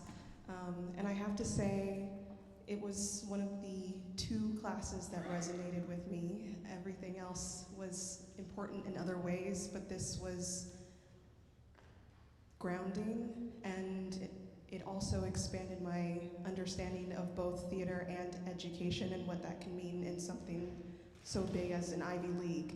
I remember the first time I walked into class in person, because I had her both on Zoom and in person. She basically said, I've never done any higher education, and we all looked around like, this person is teaching us. And then we learned how much her education in the real world was exactly why she needed to be in the room with us, telling us all of her knowledge. But I just wanted to say, what stood out to me most throughout the whole time I've known her, because I had her with school, and then I spent a few years after school with her as Leslie's assistant, is how she would always be there and care. And even when she couldn't be there, she would work to be there. She would be sick as a dog and find a way to teach us every single time, and she wouldn't stop until she literally could not speak. We had Zoom classes with her phone up to her face this close, and she would stay in class with us until her voice just ran out. And the day that she passed, I was scheduling a meeting for us, and a couple days before, she emailed me and said that she couldn't come because she was, her words, in hell. And I was like, of course, don't come, don't worry about it. And then the next day she said, I'll try to make it. So even in her own hell, she wanted to come. And that will stay with me forever.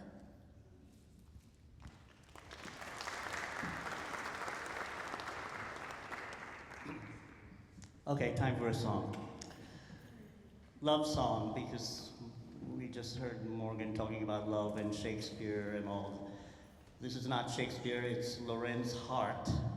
But both Morgan and I loved this song so much. And she heard me sing it in different cabarets in Brooklyn. And remember Baca Downtown? Okay. So she sang this song to me on my birthday. And this is the song. I won't tell of my love to the red, red rose, or the running brook where the sweet magnolia grows. I won't tell of my love to every little star, or the whippoorwill on the hill. I'm gonna change key now. Above, I'll tell the man in the street and everyone I meet that you and I are sweethearts.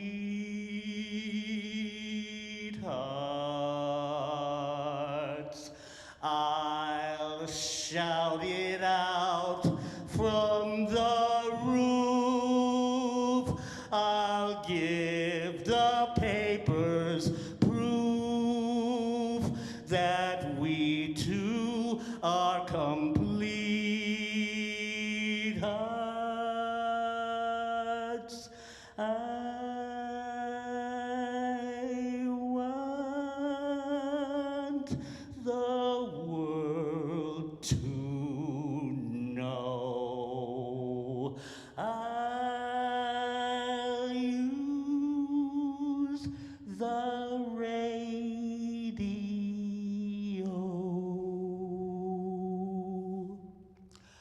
And when I've said all my say, you may be old and gray, but you can't get away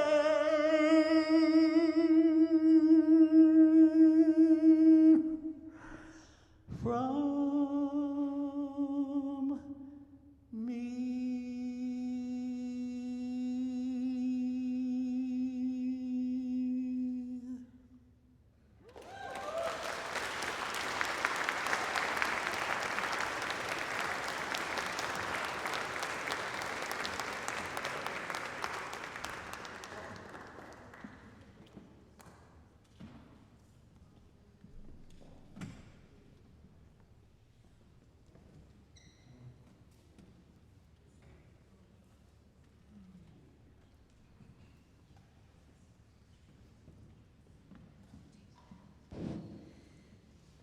I can see that everybody's sort of like, there's a couple of us leaving, and I just wanted, before you all walk out of the room, to just about an hour ago, I was like, I gotta go home. I have 2 grant reports due tonight. I gotta I gotta get this out. It's due tonight.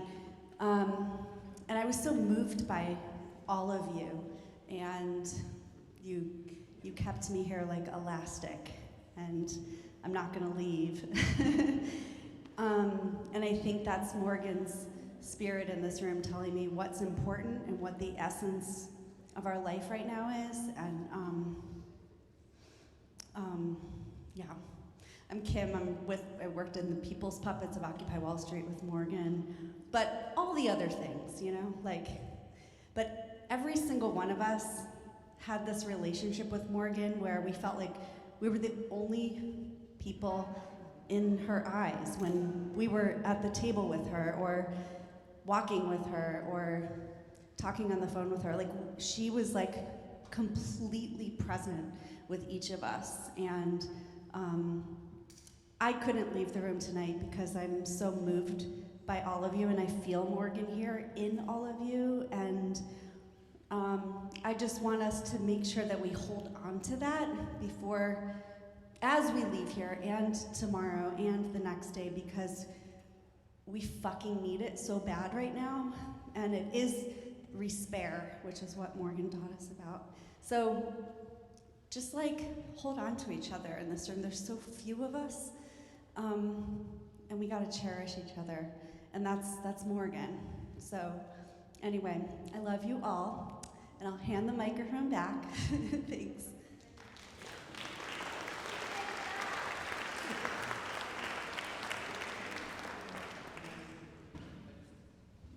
Nobody has to leave, but my mother died. Morgan used to go to our Christmas dinner every year because my mother was such a great cook.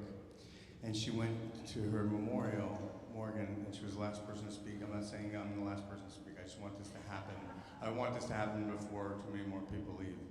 She just said, can we give Angela, my mother, a round of applause? Can we give Morgan a really, really crazy loud round of applause?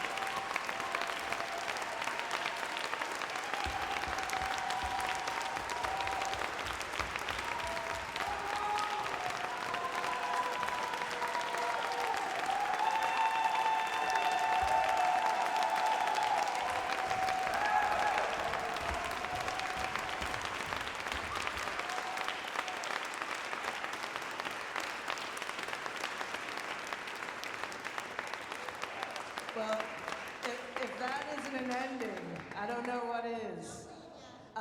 Before you leave, we have one last audio clip. So I'm Michelle Memron, an old friend of Morgan's. I have many stories, but I'm mostly interested in hearing her voice, and I've been pulling these audio clips to share tonight.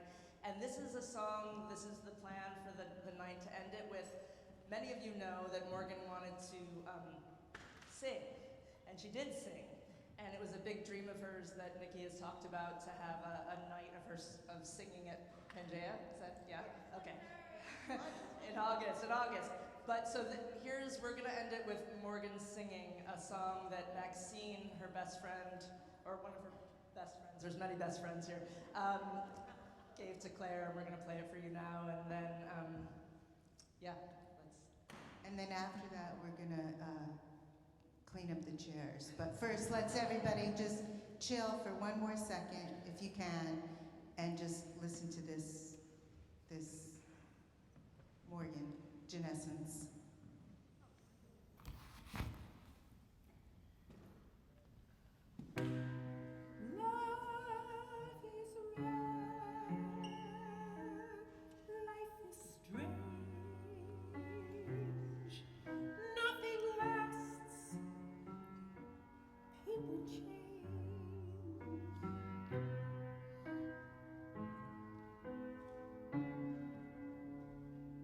Every time I've lost another lover,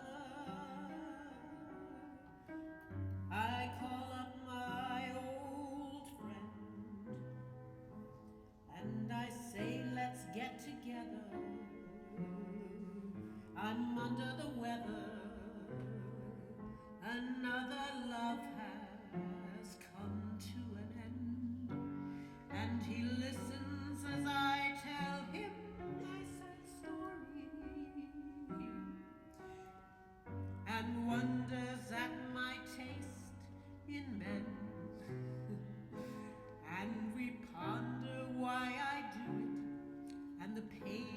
getting through it. And he laughs and says, you'll do it again.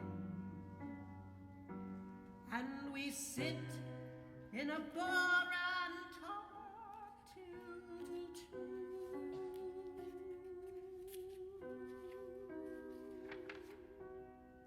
About life and love, as old friends do, and tell each other what we've been through.